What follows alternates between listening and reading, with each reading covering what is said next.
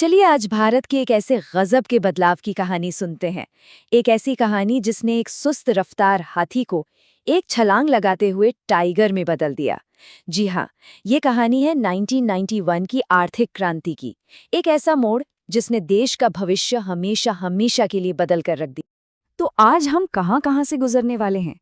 सबसे पहले हम उस दौर के पिंजरे को समझेंगे जिसमें हमारी अर्थव्यवस्था कैद थी। फिर हम पहुंचेंगे 1991 के उस अहम मोड़ पर जहां सब कुछ बदलने वाला था। उसके बाद देखेंगे कि कैसे अर्थव्यवस्था के दरवाजे खोले गए और उस आज़ादी के बाद टाइगर ने कैसे दहाड़ लगाई। और आखिर में हम इस शानदार कहानी के एक दूसरे ज्यादा जटिल पहलू पर भी नजर डालेंगे। तो इस क्रांति को समझने के लिए ना हमें पहले उस पिंजरे को समझना होगा जिसने दशकों तक भारत की आर्थिक तरक्की को अपनी गिरफ्त में रखा था।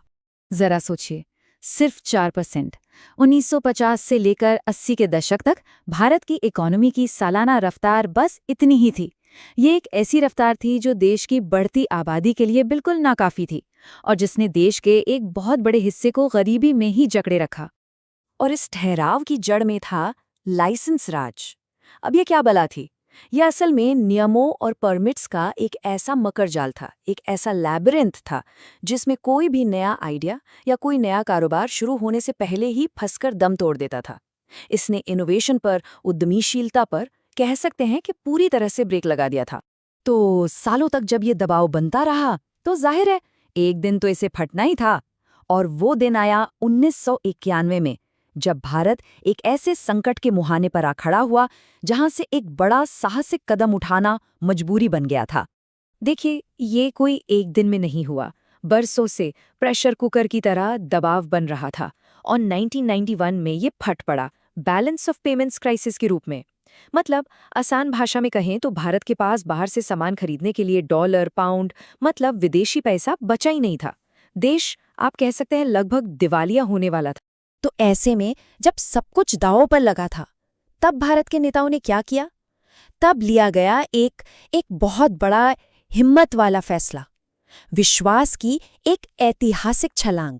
और इसका हल निकला कुछ साहसिक कदमों की शक्ल में। सबसे पहले तो रुपए की कीमत गिराई गई ताकि हमारा सामान बाहर के देशों को सस्ता लगे और एक्सपोर्ट बढ़े। फिर उस लाइसेंस राज के पिंजरे को ही तोड़ दिया गया ताकि बिजनेस आजाद हो सके। बाहर से आने वाले सामान पर टैक्स यानी टैरिफ में भारी कटौती की गई ताकि कंपटीशन बढ़े। और हाँ, विदेशी कंपनियों के लिए भारत में निवेश करने के दरवाजे खोल दिए गए। और फिर जो हुआ उसने सबको हैरान कर दिया। वो सुस्त हाथी सच में एक टाइगर की तरह दहाड़ने लगा। अर्थव्यवस्था ने वो रफ्तार पकड़ी जो पहले कभी किसी ने देखी तक नहीं थी। इस नई आर्थिक आजादी ने ना उद्यमियों की एक पूरी की पूरी नई फौज खड़ी कर दी।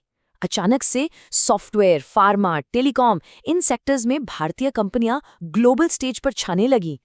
नाम देखिए, इन्फोसिस, विप्रो, भारती एयरटेल, ये वो नाम है जो 1991 से पहले या तो थे ही नहीं या बहुत छोटे थे। और इन सुधारों के बाद देखते ही देखते ये ग्लोबल पावर हाउस बन गए।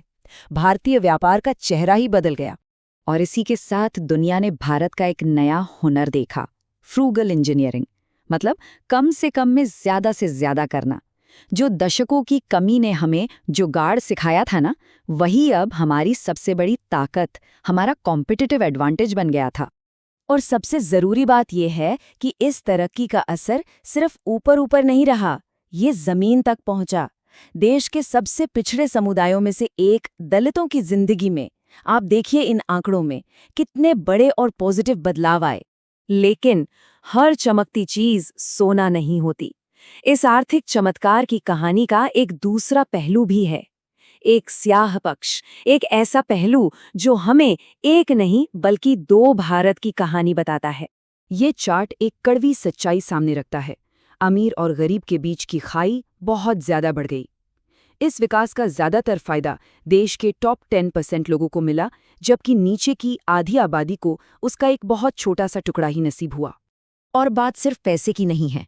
हम आर्थिक तौर पर तो सुपर पावर बनने चले, लेकिन हेल्थ, न्यूट्रिशन, इन बुनियादी चीजों पर हमारी तरक्की आज भी बहुत धीमी है, बल्कि कह सकते हैं कि चिंताजनक है। और ये कोट, ये उस गहरी जड़ तक जाता है जो आज भी हमें परेशान करती है। एक ऐसा सिस्टम जहां कानून तोड़ने वालों को इनाम मिलता है और कानून मानने वालों को सजा। और ये चीज हर तरफ, बिजनेस से लेकर पॉलिटिक्स तक, दीमक की तरह लगी हुई है। ये समस्या कितनी बड़ी है इसका अंदाजा इस एक आंकड़े से लगाइए। सरकार खुद ये मानती है कि गरीबों तक मदद का 1 रुपया पहुंचाने के लिए सिस्टम में भ्रष्टाचार और दूसरी वजहों से 3 रुपये खर्च हो जाते हैं। सोचिए, 3 में से सिर्फ 1 रुपया असल जगह पहुंचता है। तो ये सब हमें एक बहुत बड़े सवाल पर लाकर खड़ा कर देता है। भारत की इकोनॉमी तो दुनिया की सबसे तेज रफ्तार से दौड़ रही है, लेकिन हमारा समाज पीछे छूट रहा है। तो सवाल ये है कि क्या ये टाइगर सिर्फ दौड़ना ही जानता है, या वो कुछ नए करतब भी सीख सकता है? क्या यह आर्थिक ताकत सामाजिक तरक्की लाने के काम आ सकती है? Like, share and subscribe the thesis lab for more such content.